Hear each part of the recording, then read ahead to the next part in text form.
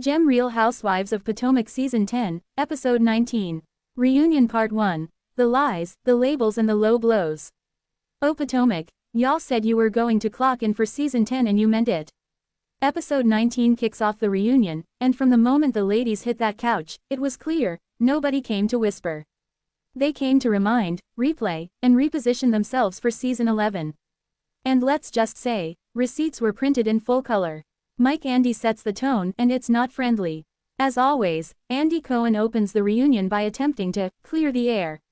But this is Potomac. The air doesn't get cleared, it gets thick. Right away, the focus shifts to fractured friendships. This season has been about alliances shifting, icy conversations, and people feeling iced out. Nobody wants to admit they were the villain, but everybody is ready to label someone else as one. And baby, the tension.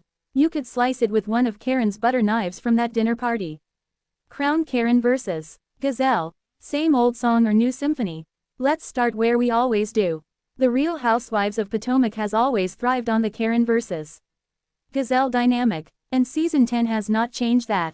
Karen Huger came in calm but calculated. She's in her, I'm unbothered but also very bothered, era. Meanwhile, Gazelle Bryant sat poised, ready to defend her commentary from the season. The main issue? Accountability. Karen feels Gazelle constantly questions other women's lives while giving very little about her own. Gazelle says she's just asking questions like she always has. But here's the gag. The audience has started asking the same question. When does asking questions turn into stirring the pot? Karen may have landed a few sharp reads, but Gazelle didn't flinch. And that, honestly, might irritate Karen more than anything. Books Wendy's receipts and reputation defense. Now let's talk about Wendy Asefo. Wendy came to the reunion with 3 degrees and 3 binders of proof. This season, she's felt targeted, especially in conversations about her career pivots, personality changes, and friendships. She made it clear, evolving is not a crime. Wendy also addressed the whispers about her being different since earlier seasons. According to her, growth makes people uncomfortable. According to her castmates, the growth feels strategic. The back and forth got heated, and you could tell Wendy is tired of being boxed into the overly aggressive narrative.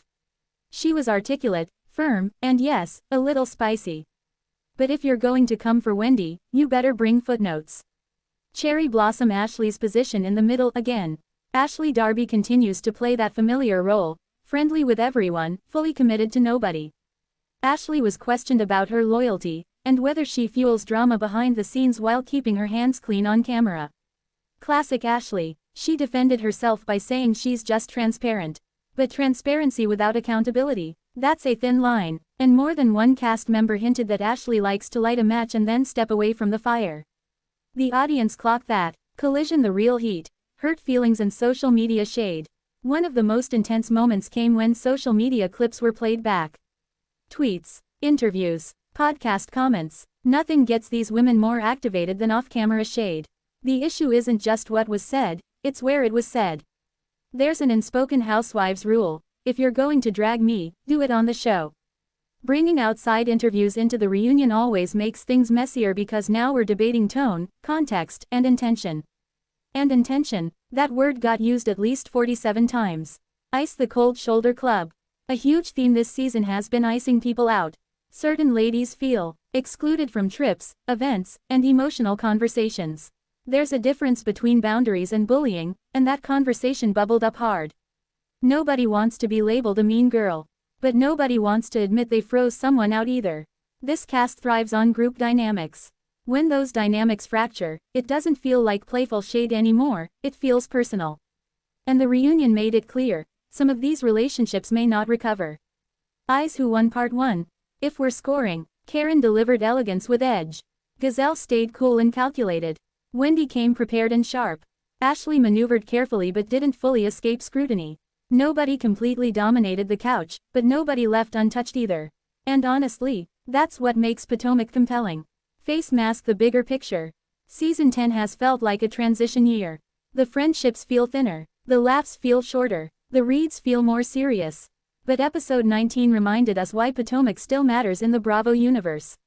The women are layered. The conflicts are rooted in real emotions, not just surface-level drama. The problem is, the audience can feel when tension is authentic versus when it's strategic. And that's the tightrope this franchise is walking. Crystal ball, what's coming in part 2? Based on the preview, more confrontations, deeper dives into broken trust, possibly one emotional breakdown, and at least one shocking moment that shifts the entire narrative.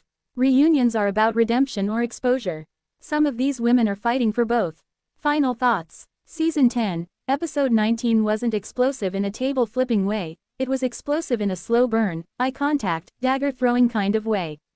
This reunion feels less about petty shade and more about long-term fractures. Potomac isn't just arguing anymore.